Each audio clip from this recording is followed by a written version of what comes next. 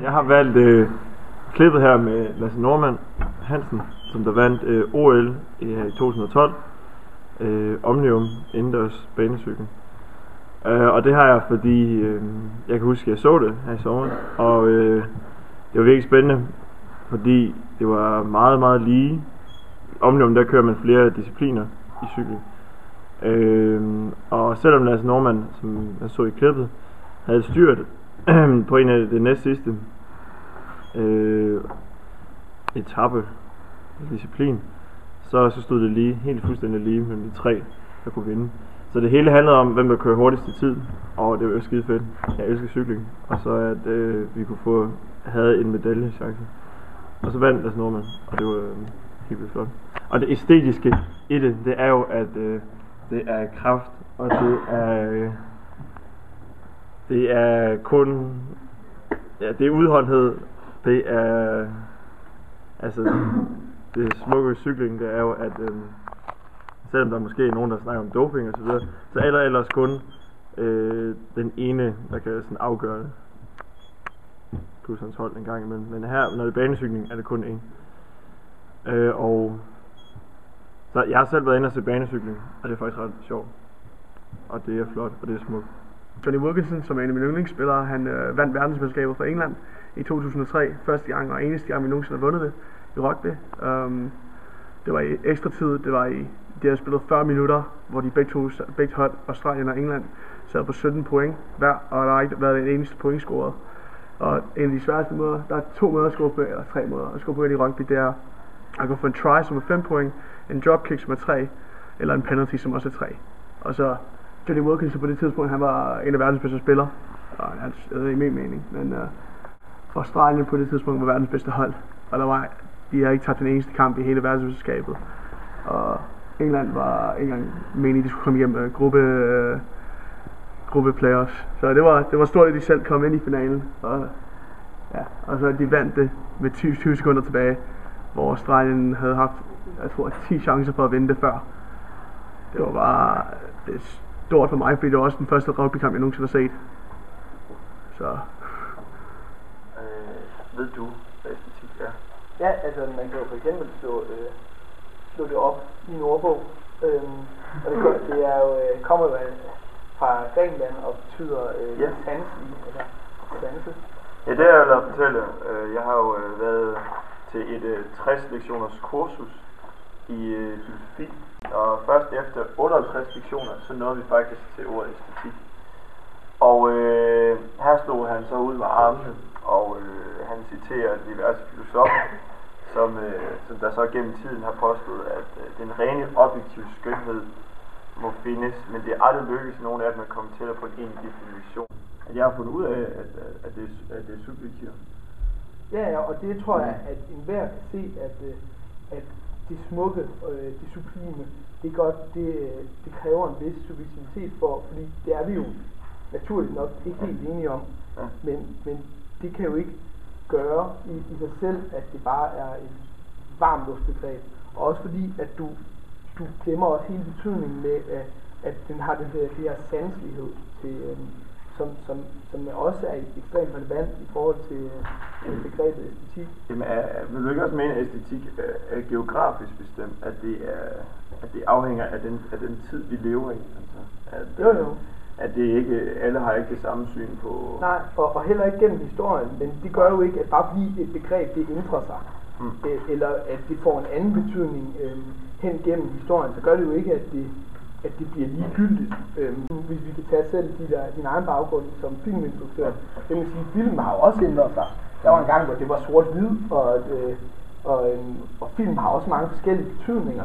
Altså ordet film kan jo altså, være både den film, vi ser, eller det kan være det konkrete, der afspiller film. Det kan sågar være sådan en plastikhænge, du sætter over din mad. Så på den måde, så kan man jo ikke, bare fordi, at det har flere betydninger, så kan man jo ikke bare sige, at så er det bare varm luft. Ja. Men nu siger du også, at jeg arbejder med film. Altså, jeg har længe følt, at jeg skulle... Altså, vi har brugt ordet æstetik rigtig meget. Vi har næsten brugt det så ofte som jeg og vil. Jeg føler bare stadigvæk, at der ikke folk kan endelig ikke sætte ord på det, hvad det er. Skal det være smukt? Men det er også fordi, at det gør jo heller ikke, at det bare er et ligegyldigt ord, bare fordi, at det har noget subjektivitet over det. Fordi vi skal jo stadigvæk bruge det, for eksempel når hvis vi skal beskrive kunsten, så skal vi stadigvæk bruge det her æstetiske.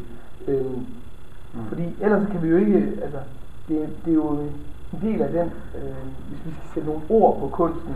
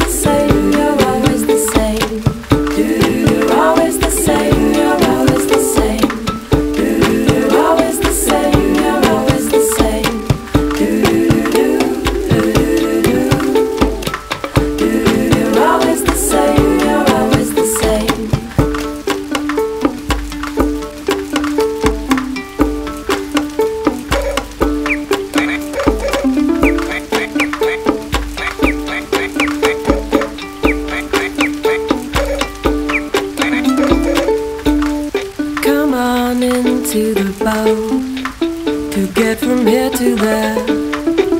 We'll row, we'll row, we'll row. Okay, jeg har vælget den her video, fordi jeg synes det er meget aesthetic.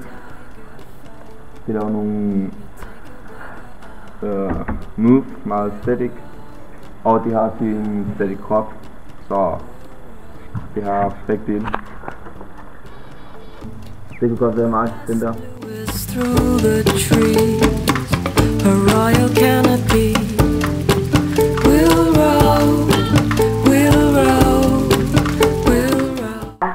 Tricking meget fantasifuldt, og der er ikke noget konkurrenceelement i tricking. Så man kan sådan set opfinde en masse nye ting, og det man gør, det er, at man mødes til sådan nogle gatherings, og inspirerer hinanden til at lave nye øvelser. Og til at finde på nye ting, og til at gøre det vildere og vildere. Og det synes jeg kan godt lide den fantasifulde del i at udvikle. Og det er en blanding af capoeira og gymnastik og kampsport, som er blandet i en færdig. Jeg har valgt denne smukke mand. Den her situation, hvor at man rent faktisk, det du siger med æstetik, at det rent faktisk går op i en højere enhed, og man ser ham smile efter det her, og det lykkes for ham, det synes jeg smukt øjeblik. Det smukke i sporten er, hvis man bare bliver ved med at fight og kæmpe, så kan man stadig vinde, selvom det ser håbløst ud. Jordan up top, fake left, go right. He's there, lay it up, score it easily. Wow.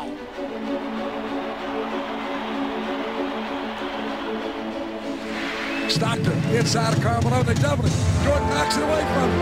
Jordan's got it. The Bulls can win it right here. The Bulls can win it. Unbelievable.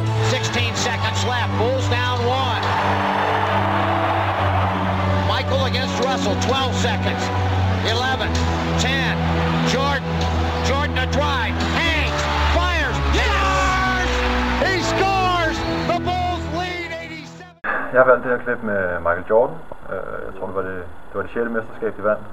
Og det fede er ved det her, at det er kamp 6. Og jeg mener nok, at de vandt de 2 første kampe, og så taber de så. Ellers vandt de, jeg kan ikke huske, om de vandt de 2 eller 3 første kampe.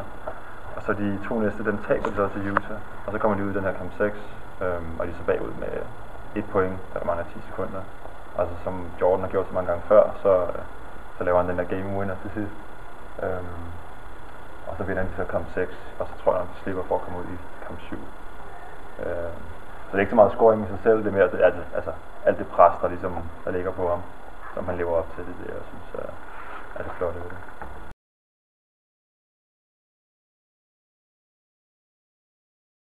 Vi kører. Jeg har valgt det her klip med Maradona, hvor han scorer med hånden, fordi jeg synes, at det viser nogle af de æstetiske sider ved sporten, også lidt det smukke ved tilfældigheden, fordi at det er sådan, altså man må jo ikke score med hånden, og så derfor så synes jeg, at det er også noget af det, som jeg synes, der er helt vildt fedt ved sport, det er, at det mange gange tit bliver afgjort af tilfældigheder. Det er ikke altid de bedste, der vinder, eller det kan godt være sådan en eller anden tilfældighed, en menneskelig fejl, eller en dommer, der ikke lige ser noget, som afgør det, og det synes jeg også er enormt fedt og smukt ved sporten. Og så selvfølgelig også fordi det er den her lidt mytiske spiller Maradona, som i sig selv står sådan lidt, fordi han jo er fra en lidt anden tid, end jeg er i hvert fald. Så han står lidt som sådan et mytisk symbol på fodbolden i gang. Den her lille, nogle gange lidt for tykke argentinske fodboldspiller, der kommer fra nærmest fodboldens hjemland, selvom det er måske ikke lige, altså det egentlig er England, men sådan der, hvor at fodbolden bare betyder alt. Og så bliver det også sådan lidt, det er også det fede ved der, hvor han siger, at det sådan er Guds hånd. Der ophøjer han det også selv til at være sådan lidt noget religiøst og noget. Han fik hjælp ovenfra til at lave lige præcis det der mål. Ja, jeg har valgt det her klip, fordi jeg synes simpelthen, at jeg synes det er meget æstetisk, at der er så har man 3 podiepladser med Audi. Den 4. den kommer så ind som nummer 5. Men det er den sidste runde, den bliver kørt, hvor alle 4 Audi'er, de ligger side om side i hele sidste bane. Og så efter 24 timer sådan løb der, så tænker man, jeg skal da lige nå at have en god podieplads. Men der er simpelthen sådan en æstetisk regel om, at den sidste runde, den bliver kørt stille og roligt og en sejrsrunde, selvom løbet det stadig er i gang. Og det er derfor, jeg synes, det er det absolut fedeste. Som sport, det er, at man skal arbejde sammen som hold, men alligevel så er der en person, som kan afgøre det. Og det er det, der gør en spiller super god. Ja, det er faktisk ikke så meget det her øjeblik, der er stort, men hele løbet. Da de starter, der er han faktisk nummer 3 i kampen om at blive verdensmester. Og han er så langt bagud, at der er ingen, der regner med, at det kan lade sig gøre for ham. Men alle flasker sig. Han kører perfekt løb, og de andre har nogle uheld, og så ender det med, at han bliver verdensmester. Og det synes jeg var et smukt øjeblik, at han kom tilbage, når ingen havde regnet med det. Anne Andersen, selvfølgelig fordi hun er en god håndboldspiller. Hendes reaktion, når hun laver de her fede ting, hvor dedikeret hun er til sporten, og man bare kan se, at det er det eneste i hendes verden, det er håndbold. Så det er egentlig lige så meget på hendes reaktion, og den måde, hun er dedikeret på.